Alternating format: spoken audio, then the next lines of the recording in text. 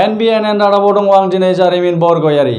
BTCनि गुबुन गुबुन बिफानाव साख्रि मावग्रा साख्रि आवलाफोरा लकडाउन समाव भुगिनानै गोरिब नखरफोरनो जाग्रा आदार राननानै होदों।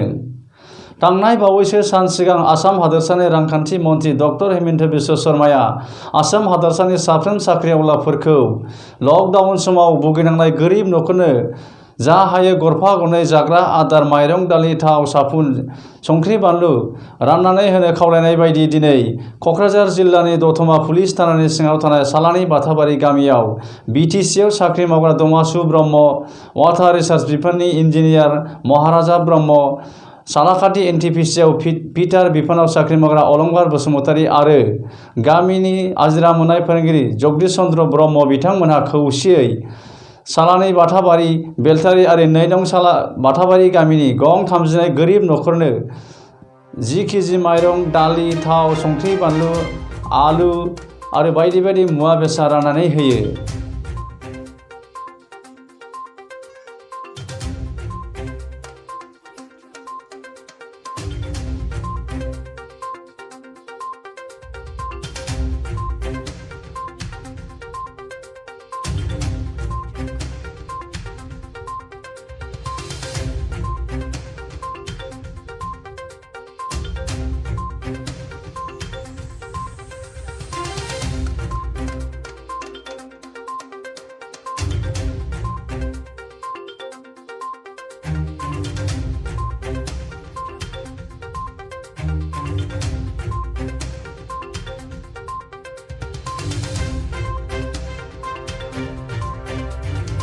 बे हाबाफारियावनो बाहागो लानानै साफ्रोम आइ आफा रायजो राजाफोरखौ गिख्रंथाव कर'ना भाइरासनिफ्राय रैखाथि मोननो थाखाय सांग्रांथि थानो बयखौबो खावलायदों आरो सरकारनि बिथोन बायदि लकडाउन समाव आयेनफोरखौ मानिनानै बयखौबो सांग्रांथि थानो खावलायदों। बेहाय आङो जोंनि सालानि बाथाबारि गामिनि हाजिरा मावनानै जाग्रा गोरिब सुबुंफोरनो 10 केजि माइरं, 1 केजि दालि, बिदिनो 1 केजि संख्रि आरो पियास, बानलु, साबोनजों लोगोसे नांथारगौ मुवा बिथांमोननो आङो आंनिफ्राय जि हायो दिनै 32 नखरनो जोङो नैबे गामियाव राननानै होफैनाय जादों। दा आं आसा खालामदों जोंनि नैबे सालानि बाथाबारि गामियाव दासान्दि सोलिबाय थानाय गिख्रंथाव कर'ना भाइरासनिफ्राय जाहाथे बिथांमोना सरकारनि नियम नितिखौ मानिनानै रैखाथि मोननो हायो, गोजोन सावस्रिखौ अरायबो लाखिनो हायो, न'निफ्राय ओंखारालासिनो नैबे जोंनि लकडाउन समाव बिथांमोना जाहाथे मोजाङै मोजां समखौ बारग'होनो हायो आरो गावसोरनि बे जाग्रा आदारनि आंखाल बेखौ एसेबाबो जोङो सुफुंनानै होनो हायो, बेखौनो आसा खालामनाय जादों।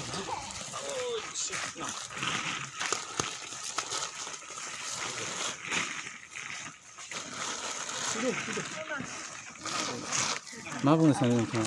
दिनै जे बिराद गोजोनथाव खामानि मावदों बिथांमोनहा नोंसिनि गामिनि गोरिब परियालफोरनो माइरं दालि जाग्रा आदार राननानै फैदों। एसे गावबुरा जानानै माबायदि बुंनो सानो नोंथाङा?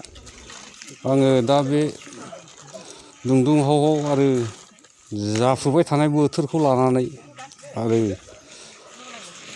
माने दिनै हागौमानि गावनि धर्मखौनो अनफावरि हिसाबै गामियाव जायनाखि हाजिरा मुजिरा मावग्रा मानसिफोर बिसोरनो गावनि नांगौखिनि हानायखिनिखौ गामियाव मदद होफैनायाव एसेबाबो सहाय होफैनायाव आङो गामिनि जानानै आरो हागौमानि सोरबायाबो बेबायदि जेन होफैबावनो हाथों, सोरखौबा अननानै सोरनिबा न'खरखौ अननानै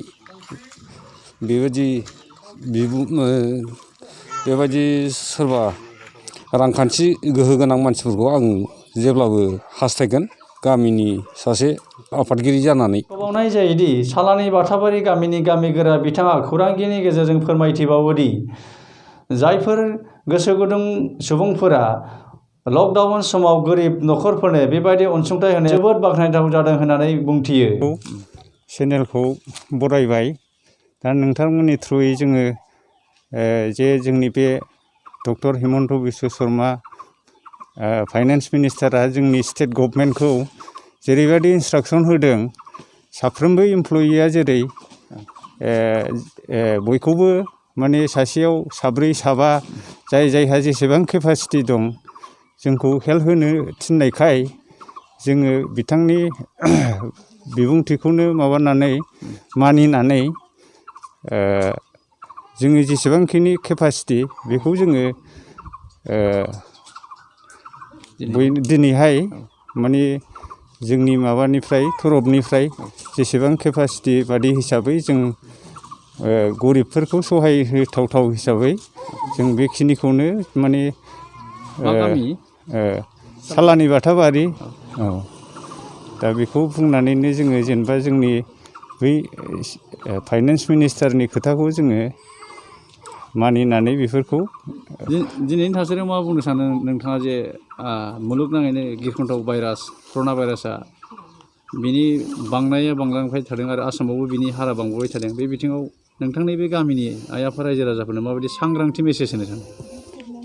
बिनि थाखाय आङो जोंनि बे सालानि बाथाबारि गामिनि रायजो राजाफोरखौ बयखौबो सांग्रांथियै थानो थाखाय जाहाथे बे बिपदनि समाव बयबो गाव गावबागावखौ माने गाव गावबागावनो बासायनांगौ जायनि थाखाय बियो दाबो वार्ल्डआनो बिनि थाखाय मेडिसिन दिहुननो हायाखै दा बिनि थाखाय गाव गावबागाव साब सिखोन थानानै माने गावबागावखौ गावबागावनो बासिनानै थानांगोन लकडाउनखौ मानिनानै सोलिनांगोन हाथाय बाजार माने ज' थांनानै बिदि गेदारिं जानो मोना ओमफ्राय बिदिनो बियो बेमारा बेसे गोबाव थागोन बेखौ रावबो दाबो बुंस'नो हाया। ओरैहाय हादोरनि गाहाय मन्थ्रि नरेन्द्र मदिया भारत नाङैनो 21 सान लकडाउन फोसावनाय समाव गुबुन गुबुन जेंनाजों मोगा मोगि जानांनाय गोरिब नखरफोरनो बिटिसिनि सुबुं फोनांजाब बिफानाव गुबुन गुबुन बिफानाव खामानि मावनाय मावफारिफोराबो उत्तर खारगामियाव